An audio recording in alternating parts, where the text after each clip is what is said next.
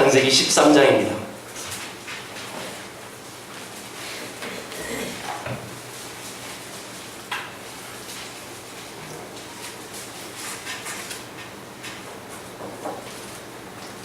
(1절부터) (18절) 말씀 한 절씩 교독하겠습니다.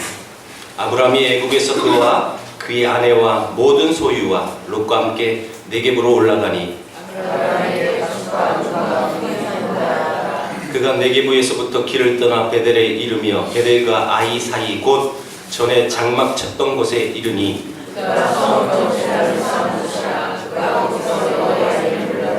아브라함의 일행 롯도 양과 소와 장막이 있으므로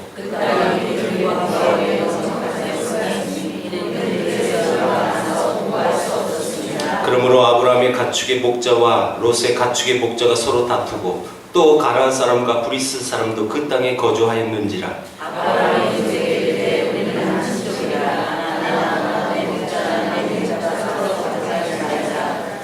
내 앞에 온 땅이 있지 아니하냐. 나를 떠나가라. 네가 자하면 나는 우하고 네가 우하면 나는 자하리라.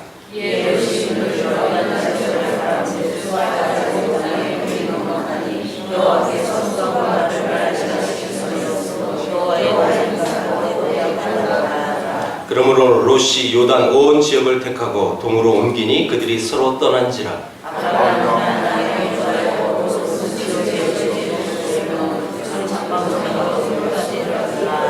소돔 사람은 여호와 앞에 악하며 큰 죄인이었더라.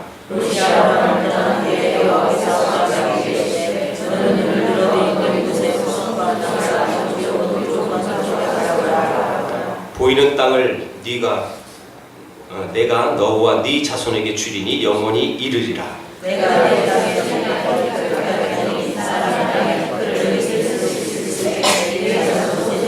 너는 일어나 그 땅을 종과 횡으로 두루 다녀보라. 내가 그것을 네게 주리라.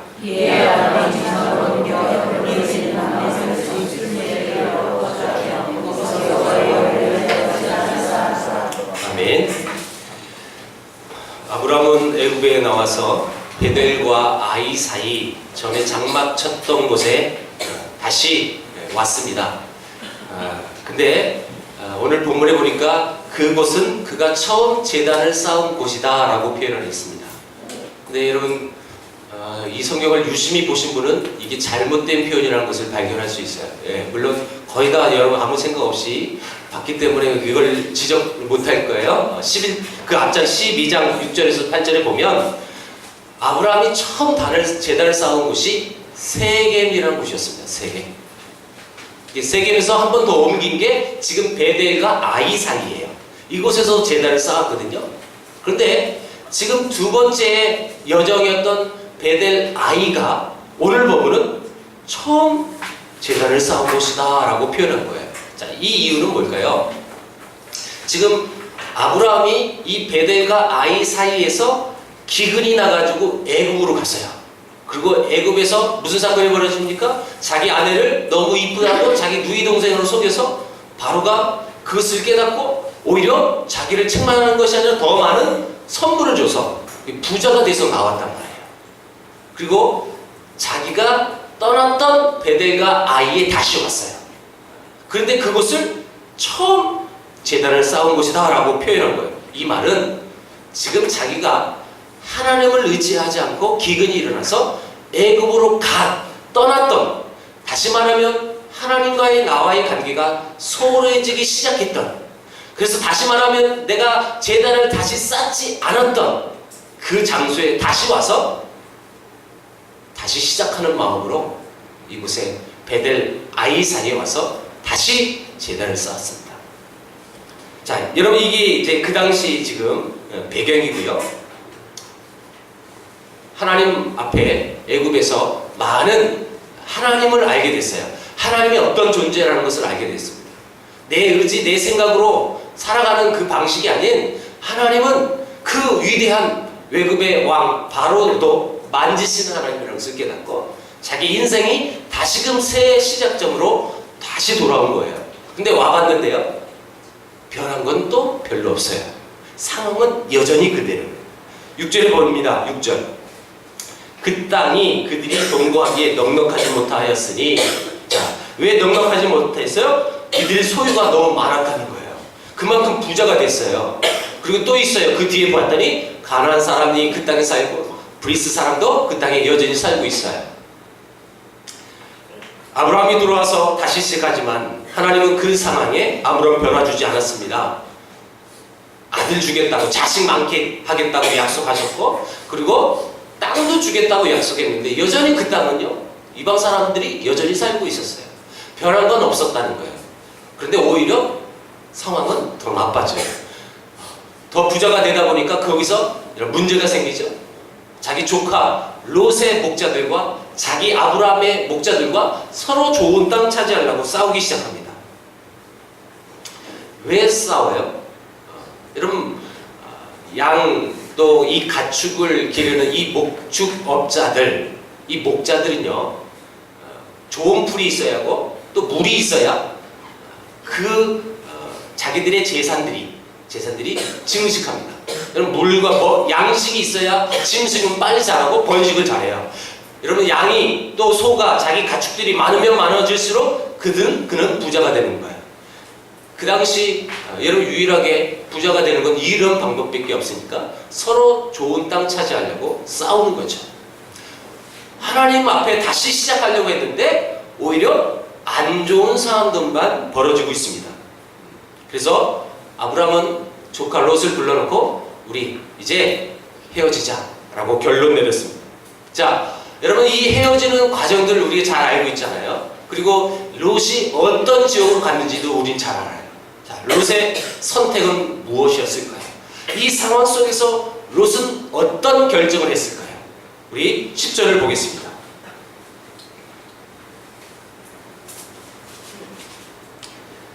이에 롯이 눈을 들어 요단 지역을 바라본즉 소알까지 온 땅에 물이 넉넉하니 여호와께서 소돔과 고모라를 멸하시기 전이었으므로 여호와의 동상 같고 애굽 땅과 같았더라. 그러므로 롯이 요단 온 지역을 택하고 동으로 옮기니 그들이 서로 떠난지라. 자, 여러분, 지금 롯이 선택한 것은 요단 지역, 물이 있는 곳이었고요. 그래서 동쪽으로 옮겼다라고 표현하고 있습니다. 오늘 이 창세기를 우리가 쭉 오늘까지 볼 때 특별한 여러분 공통점이 하나 있었어요. 그게 뭐냐면 무슨 사건이 벌어지면 다 동쪽으로 갔어요. 동쪽. 네, 서쪽으로 가는 표현이 하나도 없어요. 다시 말하면 지금 이 롯이 동쪽으로 갔다는 요 의미가 또 특별한 의미를 부여하고 있는 거예요. 자, 먼저 아담과 하와가 죄를 짓고 하나님 앞에서 쫓겨나가는데 어디로 쫓겨나요? 에덴 동산 동쪽으로 쫓겨나갑니다. 또 있어요. 가인과 아벨 사건. 가인이 자기 동생 아벨을 죽여놓고 어떻게 해요? 가인이 여호와의 앞을 떠나 나가 에덴 동쪽 롯 땅에 거주하였으며 동쪽으로 갑니다. 또 있어요. 11장에 보면 이제 바베타 사건이 벌어지기 전에 11장 이전에 이렇게 적혀 있습니다. 이에 그들이 동방으로 옮기다가 시날 평지를 만나 거기 거류하고 동방으로 옮기다가. 자, 다 무슨 사건이 공통점이에요? 동쪽으로 가는 거예요. 동쪽으로. 오늘 이 본문도 롯이 어디로 가요? 동쪽으로 갔어요. 이건 특별한 의미를 지금 부여하고 있습니다. 이것은 동쪽은 하나님을 떠나서 하나님이 원하시지 않는 곳으로 간 것을 의미하는 사건입니다. 동쪽으로 가는 것은 다 지금 쫓겨나가고 하나님이 원치 않는 결과물이었다는 거죠. 자, 특별히 롯이 왜 동쪽을 선택해서 동쪽으로 옮겼습니까? 요단 지역을 바라본 즉, 오늘 성경에 정확히 명시되어 있어요. 요단 지역을 바라본 즉. 그리고 10절에서 18절까지 가장 많이 나오는 포커스의 한 단어가 있는데 그게 뭐냐면 본다라는 뜻이 본다라는 뜻. 이 본다라는 말이 굉장히 많이 나옵니다. 이에 롯이 눈을 들어 바라본 즉, 그리고 그 롯이 바라본 그 본 것이 그의 결과물이었어요. 본 것은 자기의 선택의 여러분 결과가 되어진 거예요. 뭘 봤어요? 도대체? 물을 봤어요. 요단 지역에 물이 넉넉했으니까 물을 본 거예요. 물을. 자, 당연히 목축업자는 물이 있어야 사업을 여러분 성공할 수 있는 사람입니다. 다시 말하면 롯의 이 물을 바라본 것은 그가 물이 있어야 성공하기 때문에 그것을 컨택했습니다. 선택한 이유는 이 동산에 이렇게 기록하여 있어요. 10절 마지막 부분에 봤더니 여호와의 동산 같고 애굽 땅과 같았더라. 여호와의 동산, 에덴 동산을 얘기하는 거죠. 에덴 동산 같고, 그리고 지금 애굽 땅과 같았다라는 표현을 지금 이 소돔과 고모라 지역을 표현하고 있는 거예요. 자기 삼촌 아브람은 애굽에 갔다가 그 애굽에서 바로 왕도 그 당시 최고의 통치자도 하나님 앞에서는 별거 아니다라는 이 비밀을 발견하고 온 사람이 아브람이었습니다. 그래서 그의 삶과 그의 가치관이 바뀐 사람이 아브람이었어요. 왜요? 그 결과가 뭐냐면 이 롯과 헤어져야 되는 이 상황 속에서 자기가 촌수가 유이잖아요. 그쵸? 나이도 많잖아요. 그래서 그 권위로 야 내가 여기 좋은 땅 갈 테니까 너 저쪽으로 가 라고 할 수도 있었을 텐데 아브람은 자기 조카를 불러놓고 네가 선택해라. 네가 좌하면 난 우할 거고 네가 우하면 난 좌할 거다. 여러분 이 말을 할 수 있는 이유가 뭔지 아십니까? 자기의 가치 기준은 이제 더 이상 세상 물질이 아니라 하나님이라는 것을 아브라함은 알고 또 믿고 실천하는 거예요. 그래서 자기 조카를 불러놓고 너 네 마음대로 해. 여러분 이 제안을 받았던 롯은 어떻게 결정합니까? 애굽에서 역사하신 하나님을 컨택하는 것이 아니라 그는 애굽의 엄청난 풍요를 보고 왔기 때문에 자기의 가치관은 풍요고 물질관이 되어진 거예요. 이 롯은 아브라함과 함께 애굽에 내려간 사람이에요. 그래서 동일한 경험을 한 사람의 롯이었어요. 근데 자기 삼촌 아브라함은 이제 더 이상 물질의 가치관이 나의 기준이 아니다라는 것을 결론으로 이분은 경험한 것이고, 그리고 이 롯은 정반대 에덴 동산 같고 그리고 애국과 같은 소돔 지역을 컨택했어요. 이 말은요, 지금 이 롯의 가치가요 물질주의로 가는 거예요. 풍요로움이 너무 좋았어요. 그가 본 게 있단 말이에요. 애굽 땅에서 반드시 봤다고요. 이렇게 잘 살 수 있구나. 나도 이렇게 잘 살고 싶다. 당연히 그런 마음 들게 되는 거죠.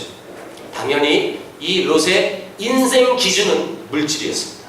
그런데 오늘 10절에 보니까 여호와께서 소돔과 고모라를 멸하시기 전이었으므로, 여러분 멸하기 전까지는 그의 눈에 시각으로 봤을 때 정말 좋았나 봐요. 좋았어요. 그런데 13절에 이 소돔 지역을 평가를 한 구절이 나와요. 13절 제가 읽어봅니다. 소돔 사람은 여호와 앞에 악하며 큰 죄인이었더라. 그러면 지금 소돔의 영적 상태가 악이 가득했어요. 그 소돔 사람은 죄인이었어요. 근데 지금 롯의 가치 판단 기준은 이 영적인 기준이기보다는 겉으로 보여지는 아주 풍요로움이 그의 가치 기준이었습니다. 그래서 소돔을 택할 때 그곳이 하나님 보시기에 악한 곳이라는 이 기준이 자기의 기준이 되지 않고 먼저 보여지는 대로 자기가 바라는 대로 그걸 여러분 선택 기준을 먼저 삼은 거죠. 그런데 반대에 이 아브라함은 어떤 선택을 했나요? 자, 14절 보겠습니다. 우리 이 14절은 오늘 주제된 성경 구절입니다. 같이 읽어볼게요. 시작. 롯이 아브라함을 떠난 후에 여호와께서 아브라함에게 이르시되 너는 눈을 들어 너 있는 곳에서 북쪽과 남쪽 그리고 동쪽과 서쪽을 바라보라. 지금 여러분 이 아브라함이 바라봐라 라고 했어요. 하나님께서 그에게 말씀하셨어요. 바라봐라. 근데 이 사건이 무슨 사건이에요? 롯이 떠난 다음이에요. 자기 조카가 롯이 떠난 다음에 이제 하나님께서 바라보라고 그러는데, 자, 롯이 떠날 때는 가축이 많았기 때문에 또 사람과 가축이 지나가면 이런 티끌이 날리게 돼 있어요. 먼지가 날리게 돼 있죠. 지금 그 티끌이 날아가는 그 사이, 그 다음에 바라보라고 하고, 그 다음에 하나님은 이 먼지를 뒤집어 쓴 아브라함에게 이런 말씀하셨어요. 15절 16절. 보이는 땅을 내가 너와 네 자손에게 주리니 영원히 이르리라. 내가 네 자손이 땅에 티끌 같게 하리니 사람이 땅에 티끌을 능히 셀 수 있을진데 네 자손도 세리라. 이 장면을 지금 상상 한번 하세요. 자기 조카가 그의 가치 기준으로 좋은 땅을 컨택해서 이제 자기 모든 재산을 이끌고 그 소돔 땅으로 향하고 있는 거예요. 향하다 보니까 티끌 먼지가 날리는 거죠. 이걸 맞는 아브라함에게 하나님은 너 그 티끌 있지? 그 먼지 있잖아. 그 먼지 그 숫자만큼 내게 그 자손을 허락할 것이다. 이렇게 약속하신 거예요. 여러분, 아브라함의 이 말씀을 듣고 아브라함의 반응이 일어납니다. 반응. 18절입니다. 18절. 같이 읽어봅니다. 시작. 이에 아브라함이 장막을 옮겨 헤브론에 있는 마므레 상수리 숲에 이르러 거주하며 거기서 여호와를 위하여 제단을 쌓았더라. 지금 어디로 옮겼다고요? 네. 이 지역을 헤브론이라고 합니다. 헤브론. 헤브론은 여러분 이 가나안 땅에서 가장 높은 지역입니다. 산지입니다. 산지. 이 헤브론이라는 이름이 이제 뒤에도 여러 번 언급이 되죠. 이 헤브론 땅에 이 아브라함이 와서 마므레 상수리 숲에 거기서 거하면서 제단을 쌓았다. 근데 이런 이 헤브론 지역이 높은 지역이라 분명히 거기서 하나님 말씀대로 동서남북을 다 바라봤어요. 하나님께서 너 높은 곳에 가서 네가 높은 곳에 다 보면 다 보이니까 보이는 그 모든 땅 내가 주겠다 라는 의미에서 헤브론을 올라갔다면 아브라함은 반드시 내려와야 합니다. 그런데 성경을 보니까 아브라함은 헤브론에서 내려오지 않았어요. 계속 거기 헤브론 땅에 머무는 모습을 우리가 발견할 수가 있습니다. 분명히 여러분 이유가 있어서 헤브론 땅에 올라갔다가 거기서 계속 머물렀다는 거예요. 건 20년 동안 여러분 창세기 20장까지 보니까 20년 동안 헤브론에서 아브라함은 머물렀습니다. 자, 여러분 그 뒤에 약 20년 뒤에 롯과 아브라함이 어디 거했는지 성경이 나와요. 자, 18장 1절 보겠습니다. 예, 우리 화면을 안 띄워놨어요. 이거는 자, 18장 1절. 제가 읽어봅니다. 여호와께서 마므레의 상수리 나무들이 있는 곳에서 아브라함에게 나타나시니라. 날이 뜨거울 때에 그가 장막문에 앉아 있다가 지금 아브라함은 약 20년이 지났는데도 마므레 상수리 나무들이 있는 헤브론에 여전히 거했다라고 표현한 거고요. 재밌어요. 19장 1절은 롯이 어디 있는지 20년 뒤에 어디 있는지 보여줘요. 이 19장 1절. 저녁 때에 그 두 천사가 소돔에 이르니 마침 롯이 소돔 성문에 앉아 있다가 자 지금 롯은 소돔에 여전히 있죠. 20년 뒤에 그들이 그 20년 전에 선택했던 그 땅에 그대로 지금 살고 있는 거예요. 그런데 특별히 롯이 있는 곳이 어디냐면 성문에 앉았다라고 표현했어요.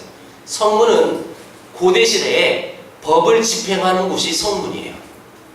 그래서 이 성문에 앉았다는 것은 그 지역의 어른들, 다시 말하면 장로들이 앉아있는 곳이고, 다시 말하면 롯이 그 위치에 올랐다는 뜻이고, 다시 말하면 롯은 20년 뒤에 사회적으로 봤을 때 성공한 사람이었어요.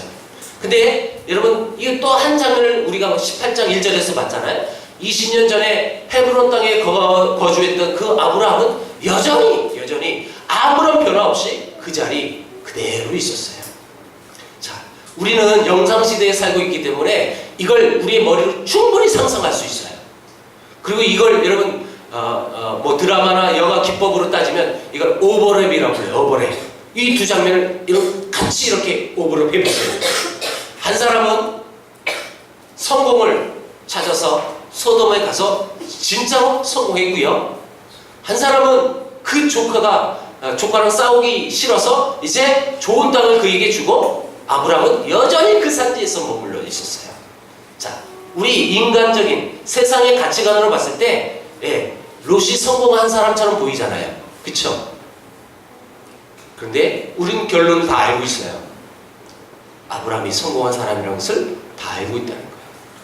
20년 동안 여전히 변함은 없습니다. 똑같습니다. 그런데 우리가 여기서 정확히 짚고 넘어갈 한 대목이 하나 있어요. 아브라함이 지금 이 헤브론 땅에 와서 뭐 했어요? 제단을 쌓았다고 표현했습니다. 근데 이 아브라함이 가는 곳곳마다 제단을 쌓았다는 표현을 해요. 근데 이 제단을 쌓은 요 역사적인 배경들이 다 있어요. 아브라함이 제단을 쌓았던 이유는 단 한 가지예요. 하나님이 가라고 한 곳, 하나님이 인도해 주었던 그 땅에 가면 꼭 아브라함은 제단을 쌓았어요. 다시 말하면 하나님이 원하시는 땅이 아닌 곳에 갔을 때는 이 표현이 나오지 않아요. 네, 하나님이 원하시는 그곳에 가면 아브라함은 꼭 제단을 쌓았다는 거예요. 아브라함은 하나님의 인도를 받고 그 헤브론 이 산지에 올라간 것이죠. 그래서 제단을 쌓은 거예요. 그리고 하나님이 인도하고 하나님이 원하시는 그곳이 헤브론이라는 것을 알고 아브라함은 세상의 가치관으로 헤브론에서 목축업자로 성공할 수 없는 그 땅이었지만 여전히 20년 동안 머물고 있는 거예요. 이게 아브라함과 롯의 차이점이었어요. 왜 도대체 아브라함은 거기에 갔습니까? 단 한 가지. 아브라함은 약속의 땅에 다시 돌아왔어요. 애굽에 갔다가 다시 돌아왔을 때 그는요 새로운 삶의 방식이 그에게 있었어요. 그는요 새로운 비밀을 하나 발견했습니다. 그 방법은 하나님이 가라고 하면 가는 것이었습니다. 하나님이 머물라고 했으면 그곳에 머무는 것이었습니다. 그 전까지는 이 아브라함이 이 놀라운 비밀을 몰랐는데 애굽 땅에서 그 애굽 왕 최고의 통치자 바로를 만드신 하나님을 발견하고 자기의 인생이 바뀌어요. 자기의 가치관이 바뀐 거예요. 하나님이 원하시는 것. 헤브론은 목축업자에게 미래를 보장할 만한 땅은 아니었습니다. 아브라함이 헤브론에 있는 것은 자기의 미래를 헤브론에 둔 것이 아니었습니다. 아브라함이 헤브론에 있었던 이유는 단 한 가지, 자기 자신을 하나님께 맡긴 것입니다. 이제 아브라함의 미래는 그분의 장중에 놓이게 된 것이죠. 아브라함이 이렇게 할 수 있었던 이유가 뭡니까? 그것은 오늘 본문 10절과 14절의 차이점을 보면 알 수 있습니다. 10절은 롯이 눈을 들어서 요단 지역을 바라본 즉, 이게 10절이에요. 예, 롯도 바라봤어요. 그리고 아브라함도 바라봤어요. 다시 14절 보겠습니다. 오늘 본문 14절 또 한번 읽어봅니다. 시작. 롯이 아브라함을 떠난 후에 여호와께서 아브라함에게 이르시되 너는 눈을 들어 너 있는 곳에서 북쪽과 남쪽 그리고 동쪽과 서쪽을 바라봐라. 지금 아브라함도 바라보는데, 자, 어떻게 해서 바라보는 거예요? 하나님이 바라보라고 해서 바라본 거예요. 롯은요 자기가 바라봤어요. 이게 차이점이에요. 롯이 자기의 가치 기준으로 바라보고 그 선택 기준이 물질이었고 풍요였으니까 자기 바라본 그것이 그의 결과물이에요. 근데 아브라함은요 하나님이 지시해서 너 이제 바라봐라. 이것이 아브라함의 이 헤브론 땅에 있을 수 있었던 이유입니다. 그는 하나님의 말씀을 따라서 봤습니다. 우리가 미래를 어떻게 바라볼까? 어떤 시각으로 바라볼까? 여러분, 이것을 말씀해 주는 아주 중요한 대목입니다. 우리가 우리의 미래를 어디를 바라볼까? 그리고 어떻게 바라볼까? 그리고 그 바라보는 그 가치 기준은 무엇일까? 이게 지금 롯과 아브라함의 바라보는 이 시각의 차이점을 바라보고 우리는 어떤 것을 취해야 될까라는 것을 알 수 있다는 것이죠. 아브라함은 자기 자신의 상황을 궁극적으로 하나님께 결정권을 넘겼고 하나님의 결정에 순종했습니다. 하나님께서 시키는 대로 한번 해보자. 이 땅을 언제 주실지 모르지만 그러나 한번 나의 미래를 주께 의지하자. 묵묵히 그 자리에 있습니다. 아브라함의 주변 상황은 여전히 변한 것이 아무것도 없어요. 주시겠다고 했던 자식 아직도 없어요. 그가요 그에게 주겠다고 했던 그 땅 여전히 가나안 사람, 브리스 사람 살고 있어요. 변한 건 없어요. 그런데 단 한 가지 변한 게 있어요. 아브라함 자신은 변했습니다. 자기 자신이 변한 거예요. 삶을 바라보는 시각이 변한 것이죠. 하나님 관점에서 자기 자신을 바라볼 수 있었습니다. 하나님이 보라고 하는 것을 보았고 하나님의 시각으로 미래를 봤습니다.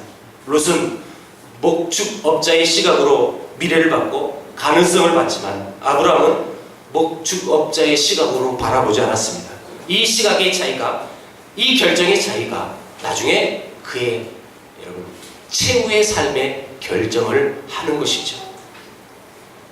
18장 19절 우리가 아까 잠깐 봤잖아요. 20년 지난 그쯤 아브라함은 99세가 되었을 때 하나님 거기서 만났습니다. 아브라함은 마므레 상수리 숲을 근처에 그대로 살고 있었습니다. 롯도 그대로 살고 있었습니다. 여러분 이 사건이 최후의 결론을 우리가 잘 알듯이 롯은 분명히 성공한 것처럼 보였지만 결코 그렇지 않았습니다.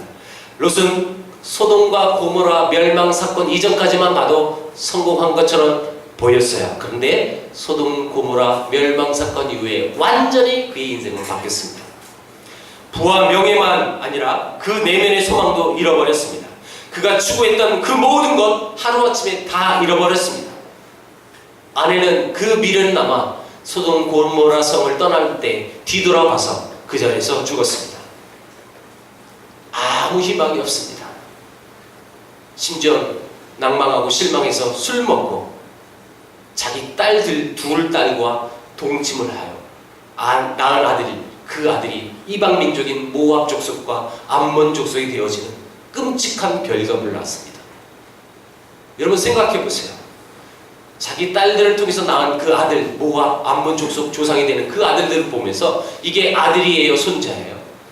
딸을 보면서 이게 딸이에요, 자기 부인이에요? 여러분 이 사건을 생각하면 끔찍한 거예요, 끔찍한 거예요. 손주를 보면서 그게 아들일까 손주일까 이 고민되어지는 이 남자의 이 심정은 어땠을까요?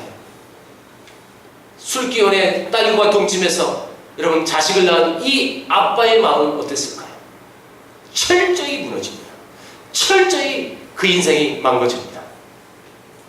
그 이유가 뭡니까? 20년 전 그가 선택의 가치관이 무엇이었느냐에 따라서 그의 삶의 결론이 그렇게 나아졌다는 것이죠. 그러나 반면 아브라함은 20년 동안 아무 변화도 없었습니다. 너무너무 초라한 목축업자로 산꼭대기에 살고 있었습니다. 하루 이틀이 아니라 한 해 두 해가 아니라 약 20년 동안 거기서 보냈습니다. 그런데 여전히 변화가 없습니다. 여전히 주시겠다고 했던 자식도 없고요. 주시겠다고 했던 그 땅 여전히 없습니다. 그리고 여전히 그 산지에서 양떼를 먹이려고 밑에까지 내려와야 하고 그 높은 곳을 수없이 왕래했었을 것입니다. 그 왕래하면서 아브라함의 마음은 어땠을까요? 내가 잘못 선택했나? 내 조카처럼 저 세상의 가치관을 따라서 저길 내가 다시 찾아가야 될까? 그런 마음이 들진 않았을까요? 내 선택이 그 20년의 선택이 내가 그때는 잘 몰랐나 봐. 내가 후회해. 그랬을까요? 아니, 이 아브라함의 선택은 결코 여러분 후회될 만한 선택은 아니었습니다. 왜요? 우리는 나중에 압니다. 그 선택이 그 이후의 생애가 아름답게 하나님의 복을 받으며 누리며 살아가는 그 축복된 인생이라는 것을 우리는 알게 됩니다. 20년 뒤에 너에게 이제 아들을 주겠다는 약속을 해서 실제로 이삭을 허락해 줬고 이삭이 그도 아들을 낳죠. 에서와 야곱을 낳고 야곱이 12아들을 낳고 11번째 아들 요셉이 기근이 일어나기 전에 형들에게 팔려서 애굽의 노예로 팔려 나갔다가 애굽의 총리가 되어지고 그 사건 때문에 이 온 이스라엘 집안이 다 애굽에 피신 가서 살면서 한 민족을 이룹니다.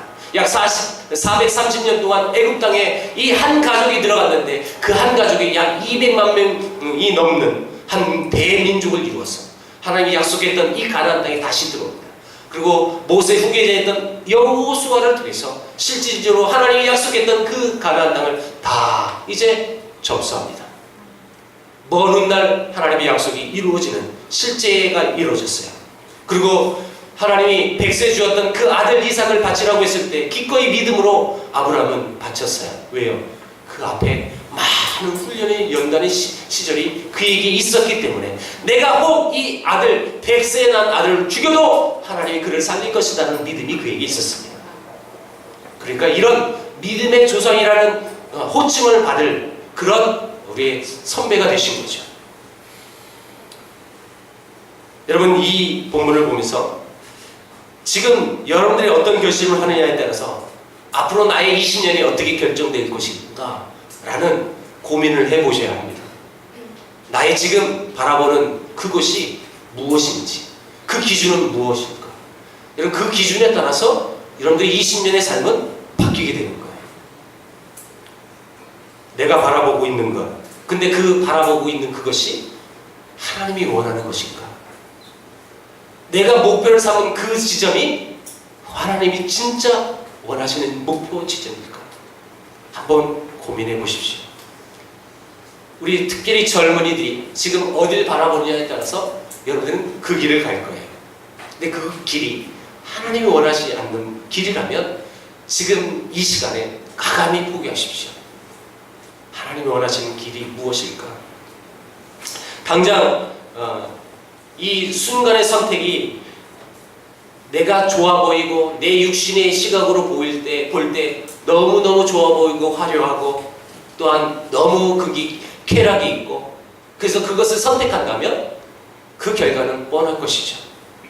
그러나 지금 현재는 너무너무 그 길이 어렵고 내 시선조차도 갈 수 없을 만큼 고통의 나날들이 내게 있을지라도 그것이 하나님 원하는 길이라면 그 믿음 가지고 그 길을 바라보고 그 길을 계속 걸어간다면 그 사람의 말로는 아브라함 같은 사람이 되는 것입니다.